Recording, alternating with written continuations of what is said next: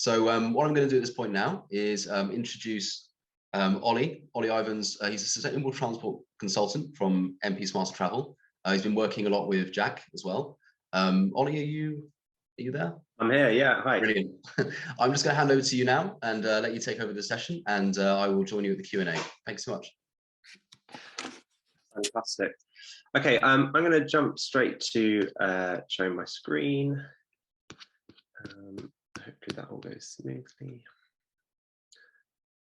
Fantastic. Okay, so welcome, bienvenue, everyone to session 2 of today's Cargo Bike Adoption for Businesses webinar. As Ben says, my name's Ollie Ivens. I'm the head of consulting at MP Smarter Travel, and we're also based in London. Today I'm sharing the second session with 3 fantastic speakers. So we've got Rachel Blake from Brighton Gin, got Aaron Fleming-Saheed from the Cycling Sparks, and Doolin O'Reilly from London's Hackney Council, and also the Zero Emission Network. We're going to follow the presentations with a 15-minute Q&A, hopefully, time permitting. And our focus today in session 2 is going to be on cargo bikes for business owners. I'm going to kick things off with a presentation that we've seen this photo already, but hopefully it doesn't have too much repetition from Jack's presentation. But it's primarily about how MP Smarter Travel's large-scale promotion of cargo bikes among UK businesses works and the successes we're finding. So since working with MP Smarter Travel, I've been the project manager on several cargo bike promotional programs. And as a result, I'm really lucky to have spoken with hundreds of businesses about cycle freight and its many advantages. To start off, who are MP Smarter Travel? Well, we're engagement specialists in matters relating to kind of sustainable transport, air quality, and the urban realm.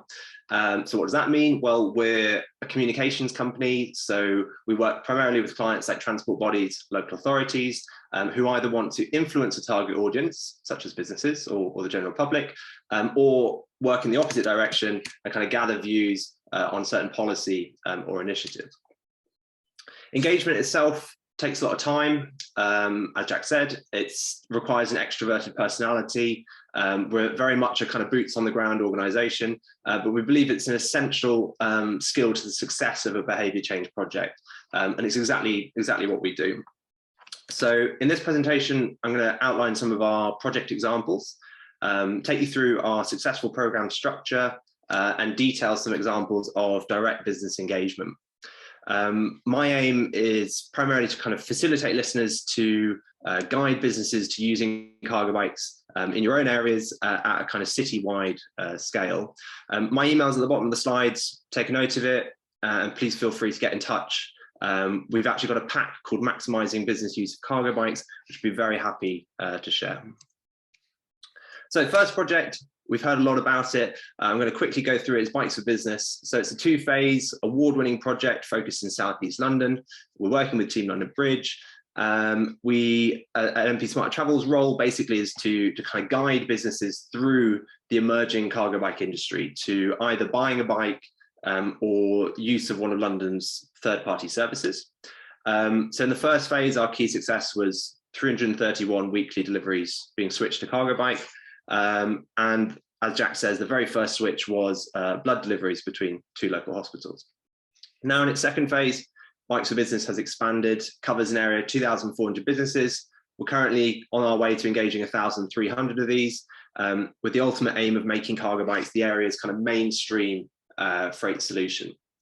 So even this week, on one single street in the business area, we've helped a grocer begin using a cargo bike courier. Which has then sparked a kind of neighbouring coffee shop to follow suit, and in turn a nearby business has now contacted us about buying their bike as well. So we're really seeing the kind of knock-on effect that Susan mentioned there in session 1 as well. This second project, Cleaner Delivery Smarter Business, was one that promoted one preferred cargo bike operator, and it also helped 5 businesses begin using a local micro consolidation centre. So as a result of the project, the operator was able to expand their fleet, and businesses in the area benefited from reduced stock and delivery costs as they were able to kind of order on bulk to the consolidation centre. Our third example started just as COVID-19 was beginning to spread, and it's Brighton and Hove's e-cargo bike accelerator project. So here, MP Smarter Travel supported the city's application for government-level cargo bike funding, and we paired the funded cargo bikes with local businesses and then used these bikes as a kind of springboard for wider business engagement. And the project has definitely shown its longevity because it's still going to today. So in all of our projects, we've used this structure here. I don't have much time to kind of go into full detail of each step, so I'm just going to focus on the kind of key highlighted points here. So the first one, research of the existing cargo bike market. We've seen that before engaging with new businesses, it's really important to develop an understanding of the existing market. So by doing this research, we've been able to discover like much smaller operators who offer really key services, and that's allowed us to then present a kind of greater variety of services to other local businesses. And this variety enables us to more accurately match operators with business needs, which is our kind of key role in these projects. So this list here, it's built from hundreds of business engagements. It summarizes some of the key characteristics of businesses most likely to use cargo bikes. So knowing what sort of businesses to target really helps save on officer or consultant time. It makes engagement way more enjoyable because you're not being turned away as much, and certainly ultimately maximizes the project's outputs. Then, yeah, this next slide is kind of examples of high priority and low priority businesses. So the low priority ones tend to either be hard to contact, have really well-established supply chains, or simply don't have products to move. And then through our project experience, it's become a lot easier to kind of quickly identify the high priority businesses, which again frees up more time for some focused business engagement. So through our project work, we've created this list as well, another list of ways that organizations can use cargo bikes, and full explanations of all these again can be found in the pack. I'm going to be presenting examples of just some of the highlighted ones here. So the first one, this optometrist, Qubits, they have 9 London stores, and they previously used a motorbike courier to move new and repaired glasses from one shop to another.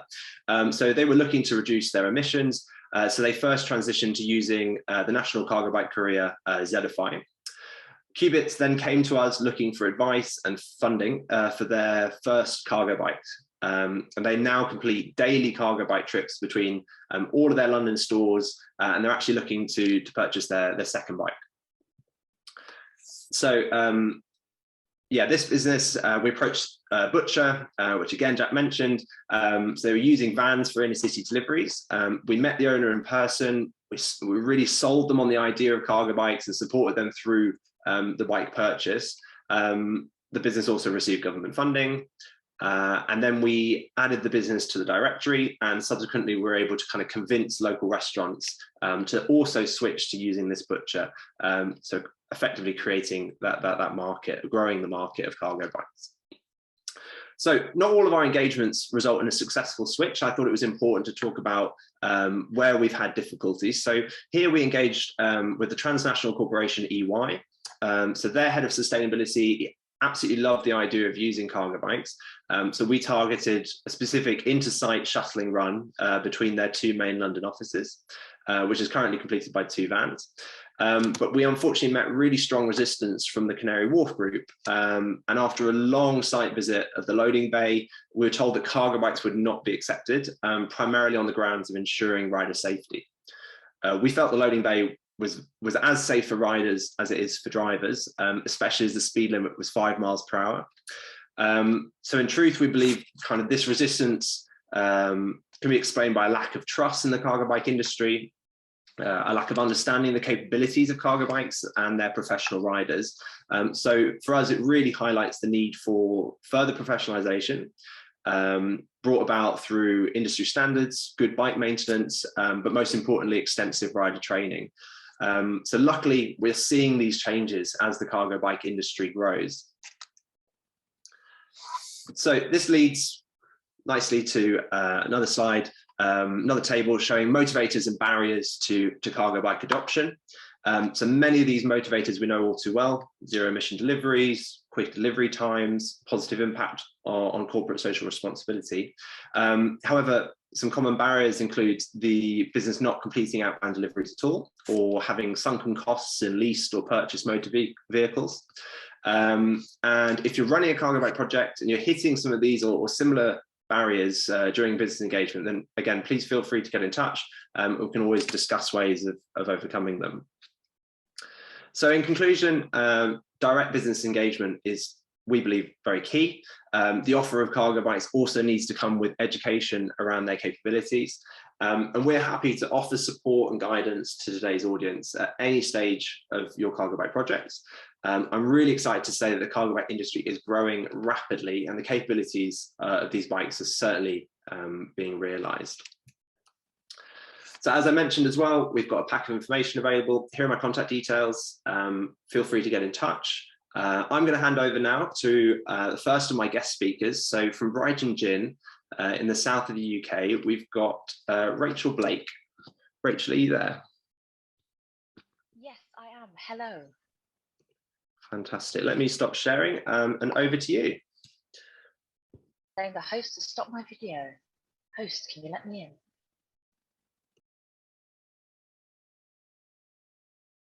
Hello. Hi, everyone. Can you hear me okay? Yeah, loud and clear. Super, jolly good. Hello, I am Rachel from Brighton Gin. And quite simply, we are a very old-fashioned style company in that we make something completely by hand. It is a physical product, Brighton Gin, here it is. And we use our e-cargo bike to deliver it around town. So it's been a fantastic thing for us, partly because we received the government funding. As I mentioned, we are a tiny, tiny business. There's only 6 of us who work here full time, and that's doing everything from distilling the gin, selling it, marketing, everything. So it's been a wonderful asset to have something to kind of diversify our way of delivering. We were first approached about e-cargo bikes by the excellent Daniel Bianco of Brighton and Hove City Council in early 2020, before the heady COVID times arrived. And an e-cargo bike had been something that we were aware of. It had been on our shopping list, but as we have next to no budget, it was always something that was going to be quite out of reach for us. So it's brilliant to know that help was there. Roll on a few months, we had done the calculations, secured an Urban Arrow XL, which was then delivered to us in late August that year. And then Daniel Bianco from the council helped us with training, answering all our questions. And this is the e-cargo bike accelerator scheme here in Brighton and Hove. Since we received the bike, we have done over 2,600 miles worth of deliveries around town, which has been absolutely magnificent, partly for me because I'm one of the people who rides the bike. The other person is our distiller, Paul. You know, you're getting the idea of us being a tiny company and everyone doing a bit of everything. The reason I can't show you the bike in the flesh right now is because Paul's actually out delivering on it as we speak. So e-cargo bikes in action. So yeah, 2,600 miles since August 2020, and that's an average of just over 150 miles a month, which previously we were doing in our van. So Brighton being a tiny, very busy city, that's really, really helpful for easing congestion and whatnot.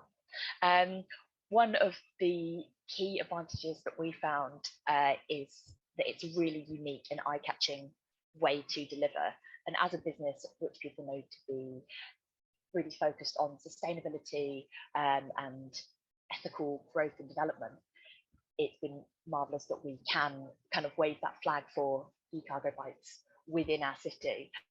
And I've had so many lovely interactions with people. I've been stopped by people before who want to take a picture with the e-cargo bike, who shouted, "I've seen you on Instagram," things like that. It's all been really, really lovely engagement. and that's something that we really value as a business anyway. But doing that with the sustainability focus is an absolute treat. And also, you never get a frosty reception when you roll up on a bike and deliver people gin. So can't go too far wrong there. As I mentioned, it really ties in with our eco-friendly ethos, which from the start of the Brighton Gin journey has been an absolute cornerstone. Back in the day, it's going back about 10 years now, when we were much smaller, because we started as a kitchen table enterprise around MD Kathy's kitchen table, where she learned distillation from scratch. We were delivering and making, frankly, really small quantities of Brighton gin, and we're doing that on regular push bikes. So these were the brilliant scheme elephant bikes, or cycle of good. They salvage reclaim old post office bikes, and we branded them up, and we're taking our gin around town that way. But as we grew as a business, we then basically outgrew the capacity to use push bikes for deliveries, partly because gin's really heavy and Brighton's really hilly, so it wasn't really working in that capacity, so we had to switch to a van. I'm, however, not a driver, so I was of very limited use in that capacity, because I can't be out on the road doing those deliveries. So again, a lot of the time it fell to our distiller Paul, who, from his job title, you can tell he's got better things to be doing, aka distilling. But yeah, it's great that we can now share the workload more evenly between our team. There's also greater accessibility to different parts of Brighton. We've got a great system of bike lanes, which is fantastic. But for things like deliveries to shops, to the town centre, through our winding, twisting one-way system, it's a lot easier to do that by bike. So we found that that's been a massive asset for us. It's also saved money on fuel costs, because the cost of charging the e-cargo bike battery has been massively lower than our diesel charges for the van, as well as insurance, parking, all the other costs that come with running a diesel or petrol vehicle. We've also found, surprisingly, that it saves quite a lot of staff time, because the miles that you're doing on the e-cargo bike are a lot less than you'll be doing in a van to try and navigate all these systems through town, not get a ticket, etc. So it's been a great asset in that capacity as well. One of my personal favourite things about the bike is that it's really fun to ride. It's been a massive morale boost. I know for me, I know for Paul, it's lovely to get out and about. You can see here, this is our window here in the distillery, which, because it's freezing cold in glamorous Brighton gin style, we've got that kind of covered the whole time. So it's fantastic that we can get outside and have these lovely interactions with our customers.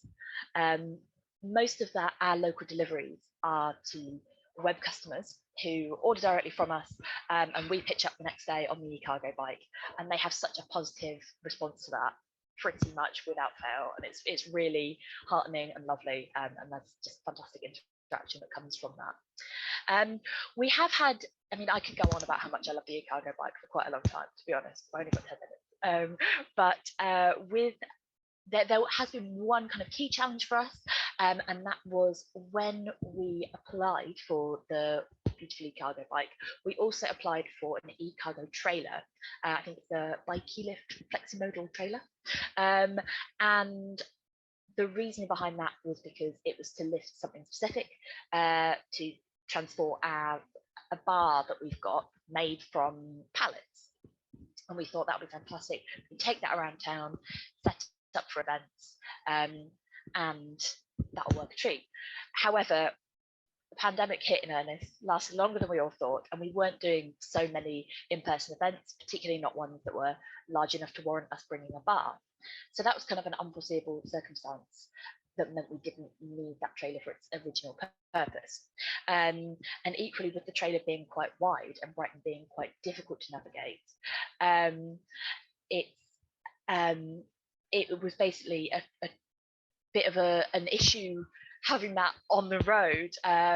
We found that a lot of motorists especially, were kind of surprised by the 5-metre length and the height difference between the relatively high top of the cargo bike and the load trailer. And it wasn't necessarily a great fit for us. But it was good to kind of learn that, acknowledge that. Fantastic, even more so, was that Daniel from the council could then go, okay, this isn't working for you, let's look at reallocating that. So we're in the process now of finding someone who can take on this fantastic piece of kit, because it really is a brilliant thing. It's got these kind of automated brakes, it's got lights in the back. It's a fantastic bit of kit, as I say, but just doesn't work so well for the purpose we intended it, due to many unforeseen things. So that's been a learning curve, but more so we've been really, really lucky to have that council support. And I think knowing that not only have we got the funding, but we've got local authority help and a good touch point has been invaluable. We've got a lot of plans for the e-cargo bike. It's not just going to be for deliveries, although thus far that's been just invaluable, frankly. We are going to be using it for pop-up events, hopefully. Maybe looking at reconfiguring some of the box on the front to make it more usable as a bar. So yeah, roll on gins for everyone from the bike on Brighton seafront. I'm yet to get the temporary event notice for that, but pending. And also we're hoping to take it in the Brighton Pride Parade, either this year or next, when Pride's back on, which would be fantastic. So it's really been a massively positive experience for us, not least because it's a high-tech bit of kit that we wouldn't have had access to without the support, but also that sustainable means of transportation around town is just, it's a fantastic thing, and it really fits in with our whole ethos as a company. Saving money, saving time, saving the planet, and delivering gin. So you can't go too far wrong. And I'm always harping on about it. We do distillery tours here, and people are always thrilled to hear about it, thrilled to see it, thrilled to ring the bell. That's always a highlight. But yeah, I really look forward to answering your questions about this, because yeah, as I say, I can prattle on for a long time. Excellent, thank you so much, Rachel. That is, yeah, really, really great. I love the kind of story behind it as well. As you say, it'd be fantastic to get questions from people. So please, everybody, keep adding your questions to the chat. We're going to do a Q&A session after. We've got two more presentations to go, and then we'll be having our Q&A session. So yes, thank you so much. Moving on then, next presentation is from Aaron Fleming-Saheed from the Cycling Sparks. Aaron, are you there? I am. Yes, there we are. One sec.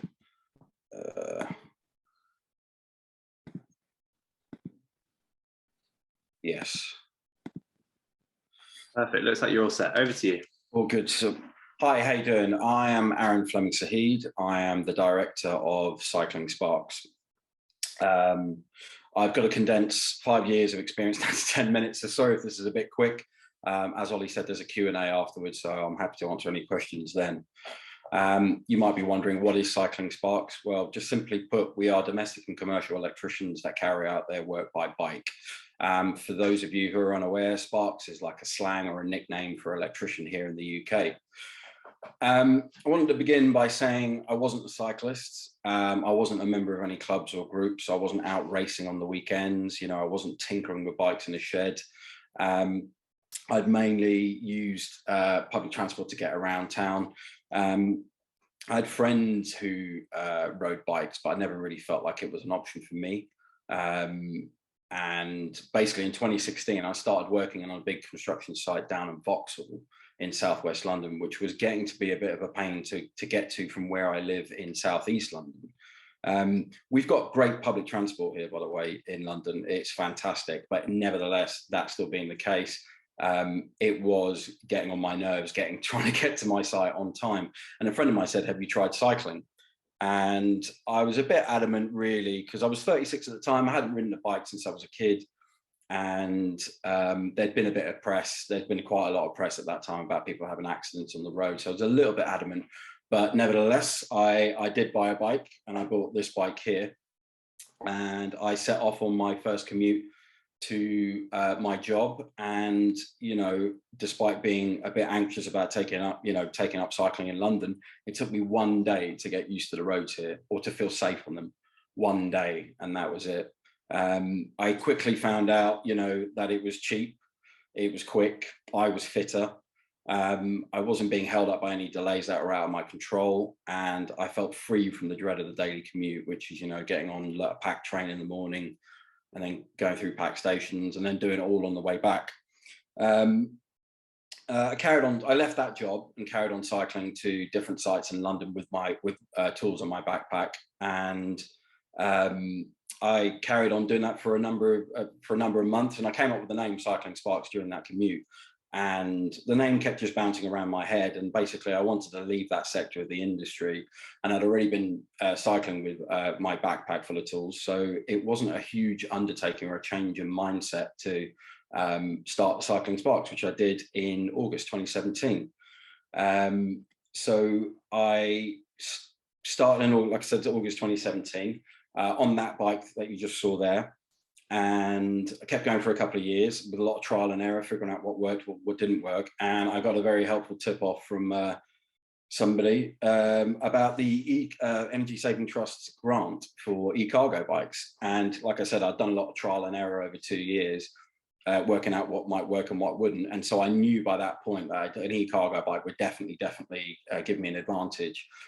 So I applied, and thankfully was successful for it with the application, which was brilliant.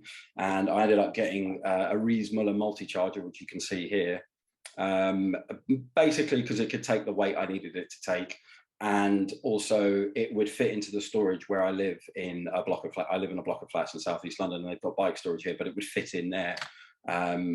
Storage is a bit of an issue in London if you cycle in London. But basically what an e-cargo bike allowed me to do was basically go further and take more weight, and basically that allowed me to extend the range of services I could offer, which was great. Obviously I could expand my business somewhat. You know, benefits, I think people are going to go, you know, this probably would have been spoken about quite a few times already, so I'm not going to spend too long on this. But parking, obviously we're not paying for parking. I had a really well-paying client in Zone 1 in last year, and they also needed a plumber, and they asked if I knew anybody, and I said sure. I got my phone out, called all the plumbers I knew, and I said, do you want to come out here to do this job? You can charge what you like. And all of them said no. And when I asked them why that was, they just said it was the parking, trying to get it trying to get the parking in the morning and then worried about getting parking tickets. It just doesn't affect us. So basically, as a tradesperson, it allows you to go where a lot of people won't go for the hassle. Traffic, obviously, you know, using a bike, you're not being held up in traffic anymore. You're just free to go. When I did have a van, I found it incredibly stressful. You know, doesn't matter how meticulously you planned your daily commute, something would always come up in the day which would delay you somewhat, and that would just extend your day, you know, as long as that jam went on. It's not affecting us, which is great. You know, we're just free to get on and go to our jobs. Congestion and ULEZ, I'm pretty sure people are aware what this is as well. You know, I kind of see it from both sides. We do need, you know, things need to change, and you know, I support that change, but, you know, I do see it from my fellow tradespeople's point of view. You know, they're having to take this charge on the chin. Something needs to be done, but their choice is either pay for it or try and navigate around it. And navigating around it means you're just stuck in more traffic with everybody else trying to navigate around it. With us, we're free to travel straight through London, which is great. You know, it's a real pleasure cycling through your city like that. Environmental, or the environment, of course, because we're not polluting and we're not emitting any harmful emissions, we're not polluting our own environment or our own city, which is fantastic. I just went out and checked on the bike earlier. I've done 6,252 miles since July 2019. Now, if you had a van, that doesn't sound like a lot, but if you're considering that most of my jobs are within a 7-mile radius, you know, that can give you the kind of idea of the mileage that we're doing, all without polluting or, you know, polluting or affecting people's health or anything like that, which is fantastic. There's also been some unexpected things that have come up in the last couple of years that we've learned. And it's basically the sheer simplicity of using a bike or an e-cargo bike has made us quite robust in certain situations. Fuel. It's an obvious cost if you're a tradesperson that you're going to have to factor in fuel into your business, essentially, and pass that on to your client or onto the job or whatever. That cost is going up and up and up, and consumers are just expected to take it on the chin. We're not affected by it. Yes, energy prices have just gone up recently, but the cost of charging up a couple of batteries versus charging up a tank is minimal. Also, the supply chain shortage in fuel that they had last year, again, we weren't affected by it. We weren't trying to hunt around for petrol and diesel and see what stations still had any left. We weren't queuing up for hours and hours on end, trying to fill up just so we could go out and earn money. We could just carry on and go to our job and carry on as normal. COVID had some unexpected benefits as well. Sure, the roads were free. There was less people on the road, so there was no traffic, so trades could move around as freely as they wanted to. What I did notice that there was, quite often there would be 2 or 3 guys sharing a cab together or a truck cab together. Obviously not socially distancing. That was one thing I noticed. But also, I think the simplicity of using a bike to get around, I think people started picking up rusty old bikes again just to move about. And because a lot more people were cycling, businesses that had been using bikes already, like myself and the other people on this panel, it really did bring our businesses to the forefront because people just saw it as an option. And my clients, when I first started, I faced a fair bit of negativity from people I used to work with. It's like, it's a nice idea, Aaron, but it's not going to work. You're in the wrong area. You haven't thought about this and you haven't thought about that. But I turn up to jobs and my clients absolutely love what we're doing. They're so enthusiastic about what we're doing.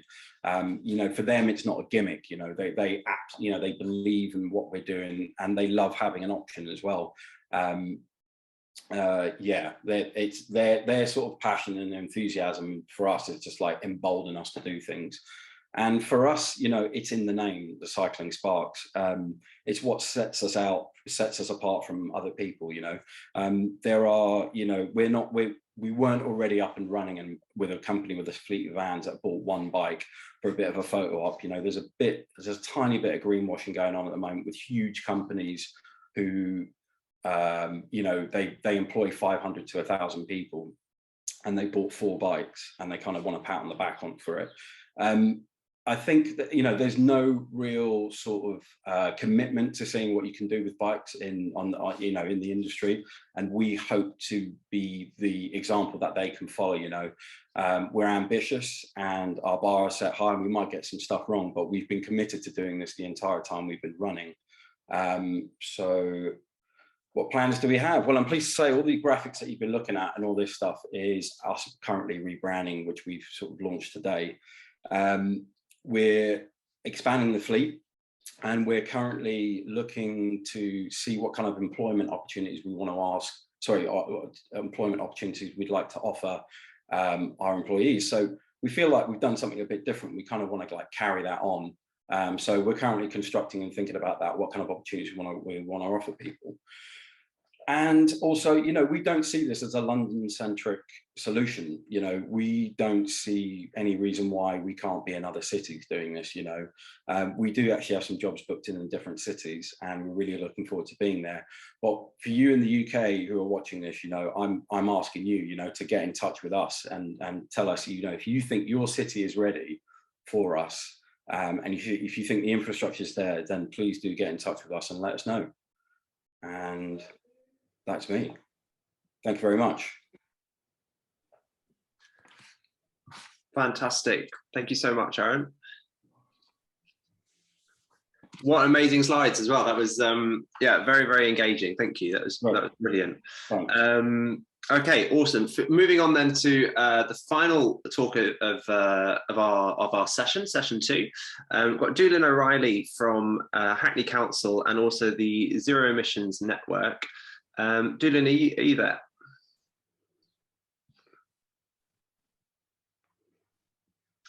Unfortunately not. Oh, Chris is there.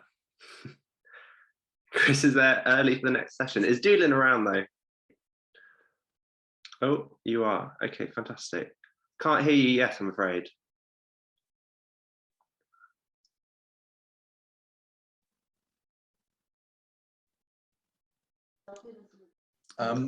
Sorry, Doolin, can we just make sure that you've used your unique link to enter the session?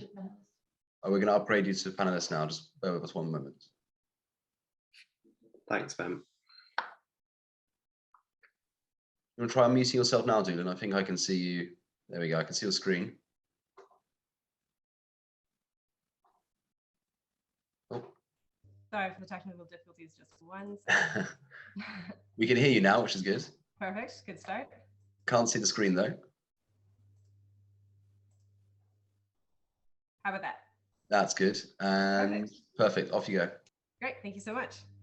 So hi everyone, my name is Doolin O'Reilly and I am a Principal Sustainable Transportation Planner at Hackney Council, which for those outside of the UK is a local authority within central London, England. My role involves overseeing a number of projects that assist businesses adopt and incorporate sustainable transportation modes, including cargo bikes. And I'm here today to talk about one of the council's newest projects, which is called Cargo Bike Share. So this is going to be quite different from the other two presentations, as I'm not representing a business, I'm representing a council. And as you'll see, a slightly different solution and potentially for a slightly different type of business. So a bit of background first. Cargo Bike Share is the UK's first on-street, on-demand e-cargo bike sharing service. It launched in September 2021, so that makes us about 5 months along in the project. And the scheme is run by the Zero Emissions Network, which is a tri-borough business liaison network between Hackney and 2 of our neighbouring boroughs. We operate the Cargo Bike Share project with assistance from micromobility provider Barrel. In terms of some of the practicalities, we operate the scheme through 4 docking stations, which each house 2 cargo bikes.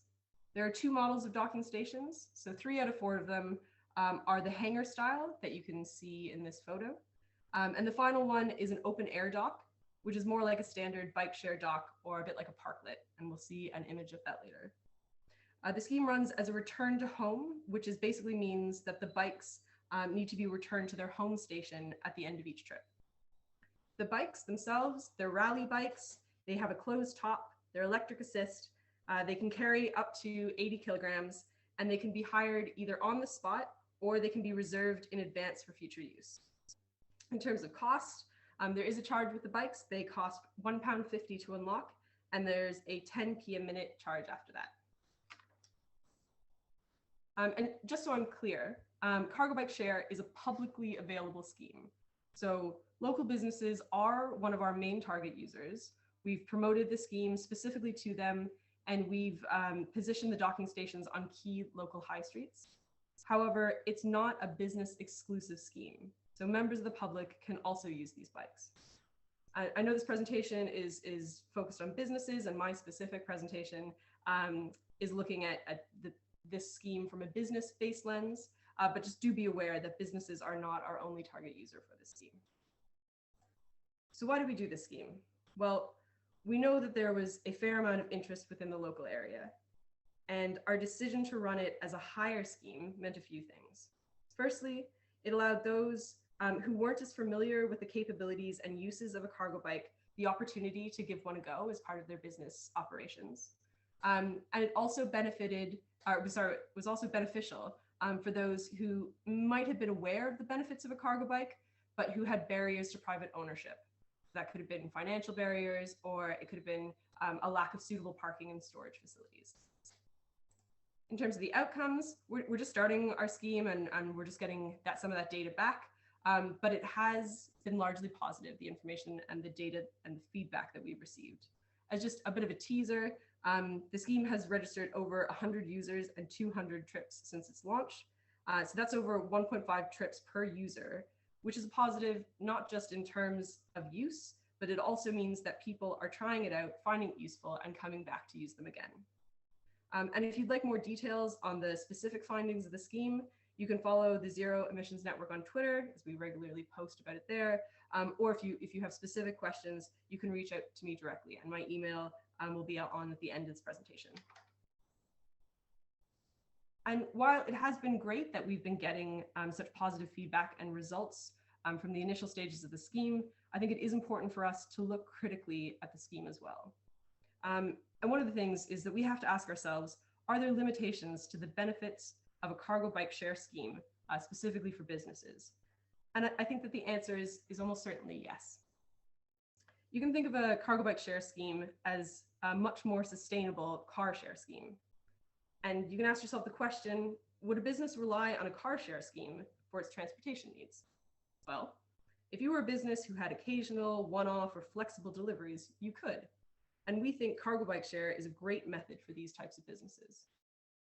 We also think that the share model can still be a good fit for businesses who have more frequent time-sensitive deliveries. And in the sense of that is that it allows these type of businesses to, quotations, trial a different method for their operations. But if you're the type of business that, like CycleSparks or Brighton Gin, and you have frequent time-sensitive deliveries, a shared resource might not be the most suitable option long-term. And that's okay. Cargo bike sharing is going to work for some businesses and not for others, and depending on what stage of their business they're at and what type of deliveries they might do. And I think it's important for us to acknowledge that, because if we're going to properly encourage and support businesses to adopt cargo bikes, we need to consider all different types of solutions. And that's the swift part of my presentation. Thank you very much.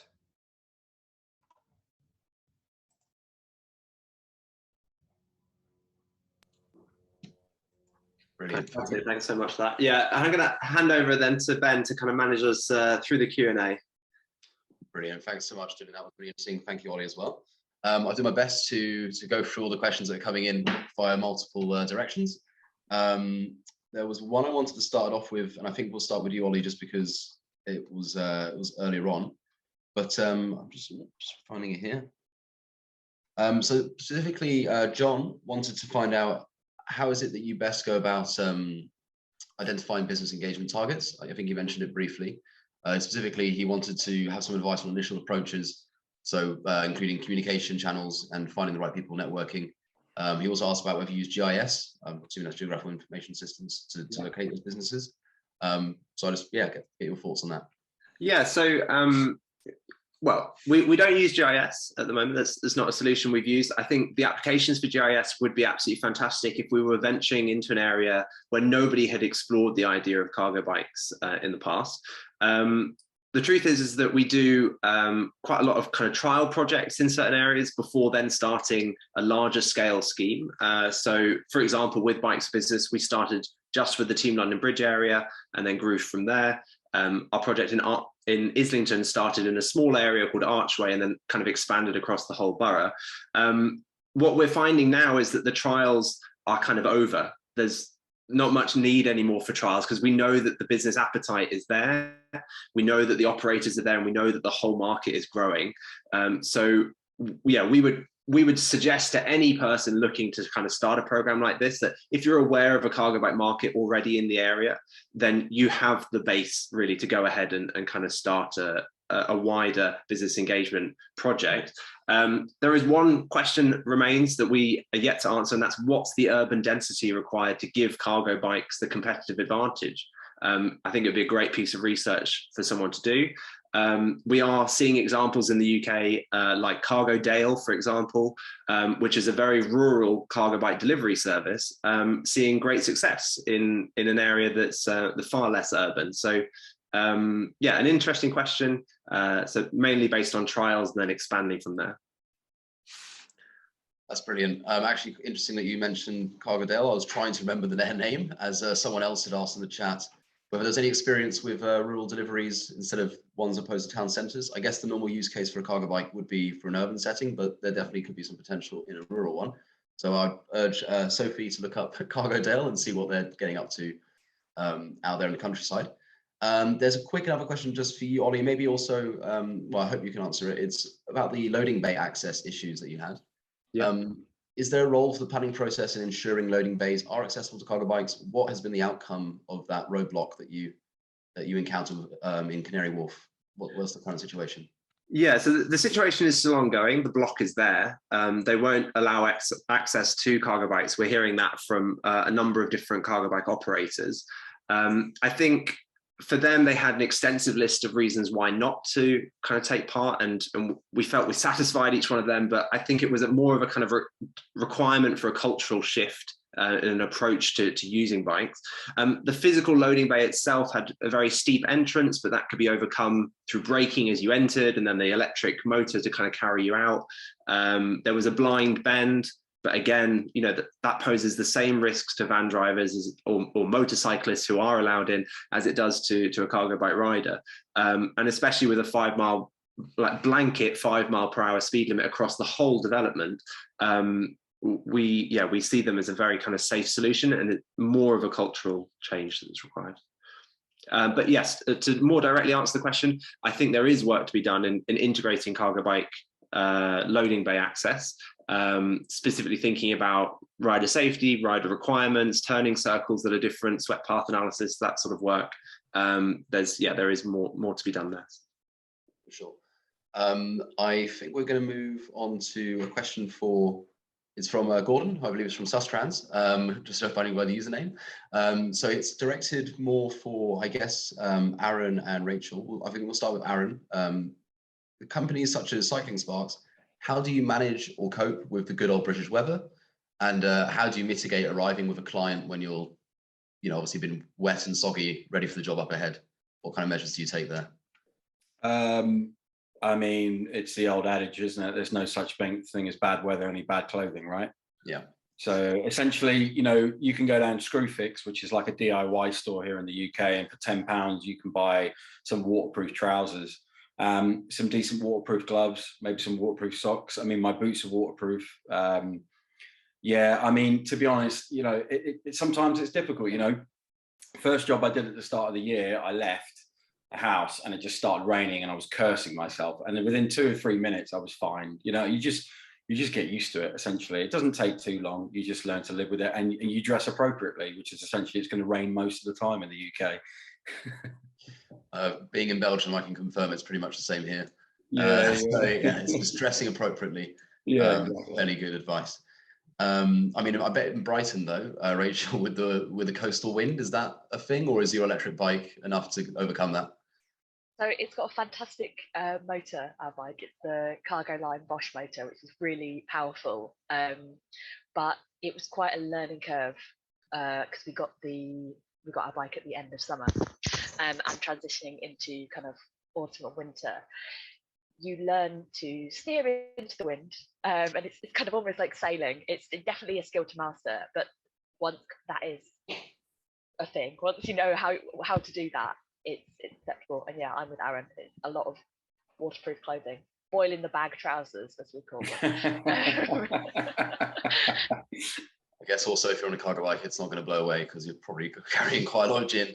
True, but the steering can be something to contend with. So no, that was definitely something to overcome, was getting confident riding in a little wind, knowing when was too much, and just to say, do you know what? So say with Eunice last week, Storm Eunice, we weren't out delivering in that. We just thought, for safety's sake, we'll postpone that until it calms down a little bit, because it was really, really aggressive wind on the seafront and things, which, as much as the daredevil within me wanted to go out and deliver gin in that weather. Brilliant. So I think I've got a question here for Doolin. So it's who's in charge of the maintenance of the bikes? So for the sharing bikes, and what tools are you using for reservations? I assume that's an app of some sort. Yeah, so as I mentioned in the presentation, we've partnered with micromobility provider Barrel, and they do the maintenance. Our agreement with them is that they do the maintenance of the bike. They are e-cargo bikes, so their batteries need to be switched out. So they do both at the same time, once every couple of weeks. They go switch out the batteries and do a checkup of the bikes. And in terms of how we get reservations, again, through our agreement with Barrel, they are an existing micromobility provider and have a dockless scheme, or operating numerous dockless schemes. So it was really easy to integrate that into their already existing platform. And so that is just through the Barrel app. Great, nice and concise. I think I'm trying to have a look here. There's a couple more questions. There's one more about insurance. What kind of insurance issues have you come across? Have you come across any, or What is the insurance setup of these shared bikes? Yeah, another excellent reason to partner with Beryl, that the insurance is largely covered under their existing system. So for any local authority who's doing that in the future, it's a definite benefit. Brilliant. I'm just having a quick scan of the chat to see if there's spot any more. Someone's asked for the cargo Dale to be written in the chat, which I'm just going to do for them in a moment. I think that might be it for questions at the moment. I think I'm going to thank everybody from this session now. That's been really great. Presentations have been fantastic. We're going to take a short break before we resume our third and final session, where we'll hear a bit more about the services that are currently available in the UK specifically for businesses to try out a cargo bike if they want to buy their own. But for now, thank you very much. Thank you, Ollie. Thank you, Aaron. Thank you, Rachel. And thank you, Doolin. Fantastic presentations. We'll be gone for no less than sort of about 5 minutes, and then we'll resume with our third and final session of the day. Thank you very much. Thanks, everyone. Thanks, Ben.